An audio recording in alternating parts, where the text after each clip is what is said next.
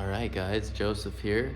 I am going to today be documenting the installation of a Ford Transit Nations dual alternator kit. So what we have here is a 2023 Ford Transit Ecoboost, and I've got the dual alternator kit, the Nations kit, that's gonna go with the Wakespeed, and this will be connected up to a battery bank in the back of the van for high power charging.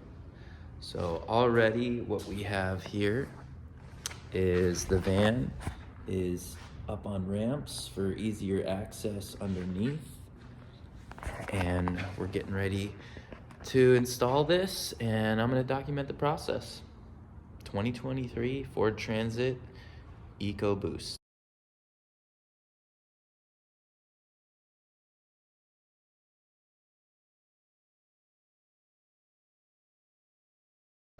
All right, we've got the instructions here, and these are all the components that came in the box with the Nations alternator. We got some belts, tensioner, the big bracket here, some other mounting components, and the alternator itself. And there's the Wakespeed. The other components are over there right now, but I'm gonna go through what we've got here and how it gets installed. So first things first, we have the starter battery now disconnected. Now on this van, it's got a seat swivel here. So to disconnect this negative terminal, which you can see right here, I've got the terminal disconnected from the post, and I've actually covered the post with a little cap, but you can use electrical tape or something else if you're concerned about that popping out and reconnecting or touching the post. Now on this van, it does have a seat swivel, so this had to be slid forward, so the whole swivel had to be removed to be able to access the starter battery. If you don't have a swivel, you can just slide the seat forward to access the negative terminal. With the charge hoses removed, per the instructions, you can sneak a wrench onto the tensioner, and you can just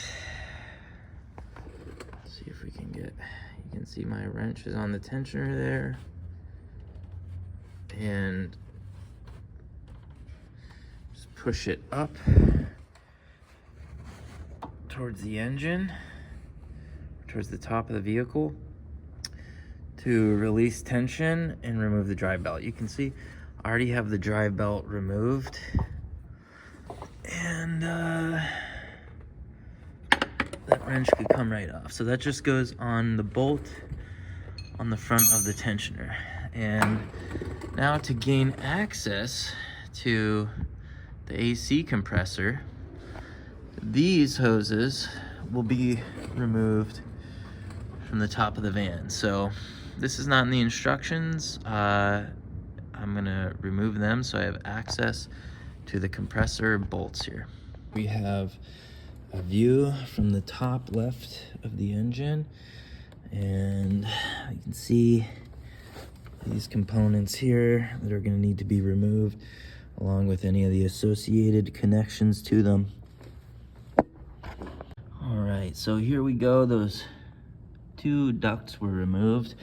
One of them I have set out of the way here, since the vacuum hose is really tightly on there, so I just moved it out of the way. I guess potentially you could disconnect the clip on the housing there and then slice the tape that's securing it in place and the zip tie, but I'm just shifting it out of my way for now. So now I have access to the AC compressor for removal. The other charge hose is right here. Okay, now getting the air box pipe reconnected, it's the only difficult part here is these little connectors, actually this one here specifically. So my recommendation is to seat the white clip fully down, leave the tube disconnected from the turbo and the air box, and so it's just kind of free floating. And you gotta, what I did was I wedged the hood up here so I can reach in here and get this to seat. It was a little difficult, but because you have to kind of reach around, but once that, you'll hear it clip into place, and then you can put the bottom one that's underneath it on as well. And it's really not too bad, but it takes a little finesse. So that's one of the other tricks here. And from there, should be pretty straightforward.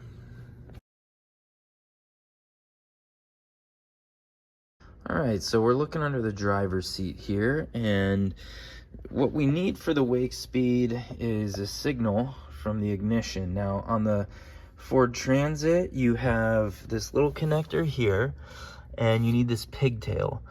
This connector here, I'll link in the description, but you see this pigtail gets wired to a relay so that you can send this signal for when the van is on and the engine's running, and this will send 12 volts to tell the alternator to power up. So this is where you get the ignition signal. Again, this is the driver's seat pedestal, and to send the cable, the brown ignition wire from the Wakespeed, if you take the battery box, here's the battery box. I've taken the battery out of the van. Here's the battery box. Pull up the little floor. There's a little plastic plug here, which you can just step bit the plug open, and that'll give you access to route the ignition wire up through the floor, and then that can be brought out here and connected to this other pin. So the wiring diagram will also be linked, but this is where we access the ignition wire for that signal. All right, so the system's routed, and I'm gonna just show the wire path that I chose for the Transit, starting at the alternator here. So right here, we've got our secondary alternator, and we're wired up. You can see that this is the Nations alternator, so let's follow it back. I went up here. You can see my positive and negative cable, and I decided to go up through the wheel arch, which is very similar to how in a Sprinter I would route the what's it called, the heater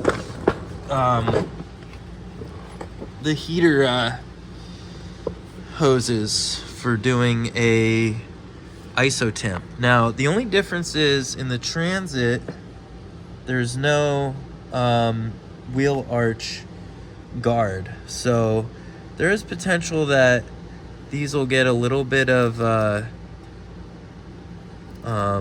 what's it called? I'm gonna protect these with extra loom in this section here, just because of the throw off from the tires. But it really shouldn't be an issue, and everything's out of the way from the suspension components anyway. So here we go. So that's the route here that I've taken, coming over the wheel arch, coming down this way. Not everything is fully trimmed and cleaned up yet, but for the most part it is. So here we go. So I took the opportunity to use clamps wherever I could, And in the Transit, there are these, basically I've just followed the frame rail.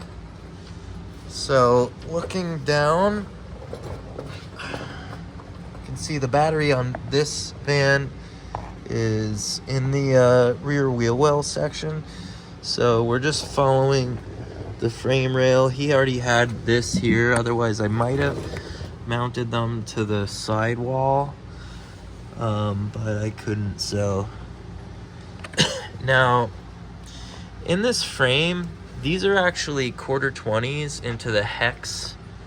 These are riv nutted in those hex members. So like these here, these hexes, I just use a standard round 1/4-20 riv nut. They fit perfectly and they don't need to be tightened like insanely tight. So that's the way I secured these. And then elsewhere, I just use zip ties in the frame member as much as possible. And it's gonna be a very sturdy system. So here it comes over. You can see I did run the Wakespeed comm harness on the negative cable only to try to avoid inductance as much as possible. Above the wheel, or in the wheel well area, this is all very well protected in areas that are not gonna have high instance of debris. So this just comes through the floor right there. Now, on the other side of this is the ignition wire. So the ignition wire comes out, and then I've chosen to route that in this black loom, and that's been routed on the driver's side. I thought this was the best way of getting over to the driver's side for the ignition sense, which was previously shown. And you can see here, this cable is just in this split loom, and where it comes right over here and goes into the seat base above this black plastic box. So that's where it goes in. So this is the wire routing of the harness that I've chosen.